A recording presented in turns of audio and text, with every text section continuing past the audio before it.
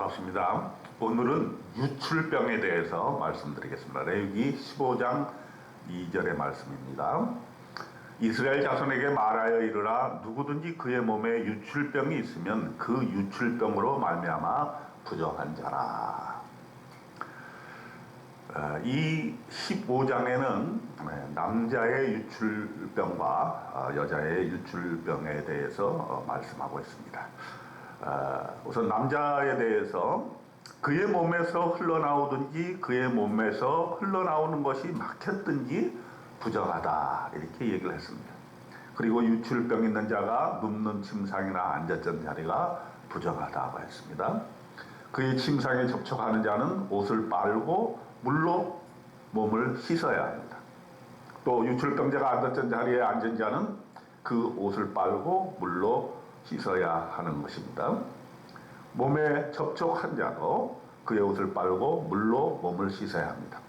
유출병자가 침을 뱉었다면 정한 자는 그의 옷을 빨고 물로 몸을 씻어야 됩니다.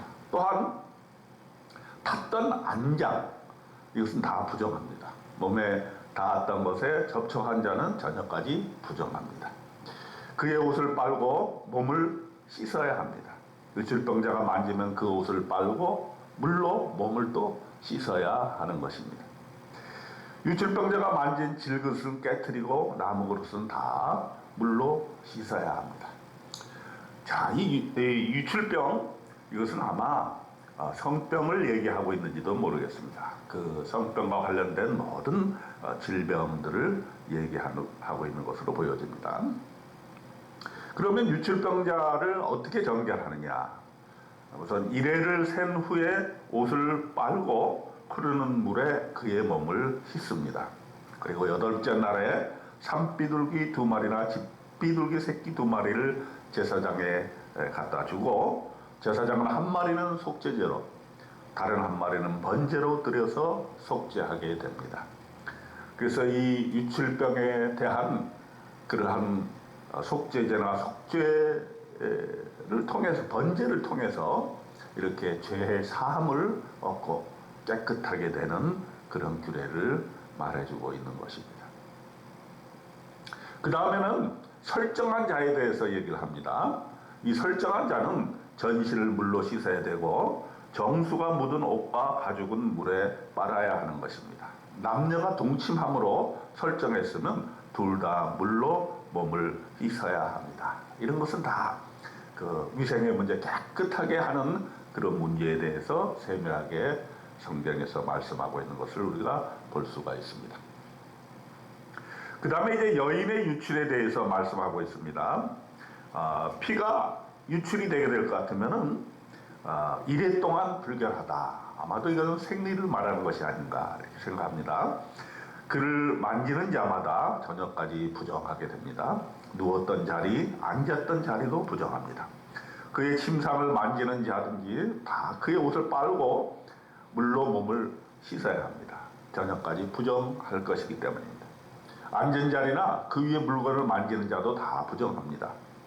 또 이 여인과 동침하는 자도 불경하고 또 전염이 되면 이래 동안 부정하다고 성경은 말씀하고 있습니다. 이것은 생리기간 동안에 여인을 보호하고 지키고자 하는 하늘의 뜻을 얘기하고 있는 것이 아닌가 이렇게 생각이 듭니다. 그 다음에 생리기간이 아닌데도 유출이 계속되는 그런 질병이 있다 하는 것입니다. 이것은 아마 신약에 나와 있는 혈류병에 대한 얘기와 관련이 있지 않겠는가 이렇게 보여집니다. 유출이 있는 모든 날 동안에 침상, 앉은 자리도 다 부정합니다. 만지는 자도 다 부정합니다. 그의 옷을 빨고 물로 몸을 씻어야 됩니다. 유출이 그치면 이레를 센 후에야 정하게 됩니다. 드디어 8째 날에 산비둘기 2마리나 집비둘기 새끼 2마리를 자기를 위하여 가져다가 회막문 앞 제사장에게로 가져갑니다. 제사장은 그 한 마리는 속죄제로 드리고 다른 한 마리는 번제로 드려서 속죄하게 됩니다.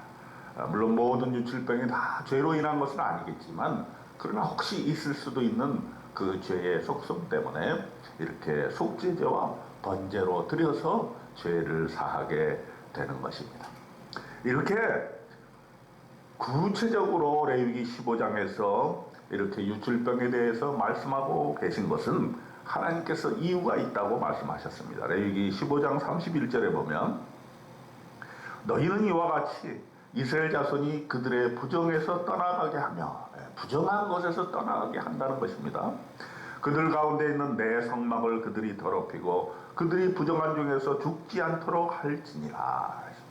이것을 미리 예방하고 전염을 막지 아니하면 백성들이 죽임을 당할 수밖에 없기 때문에 이런 질병들을 막기 위해서 아주 위생을 철저히 하고 또 정결의 의식을 철저히 해서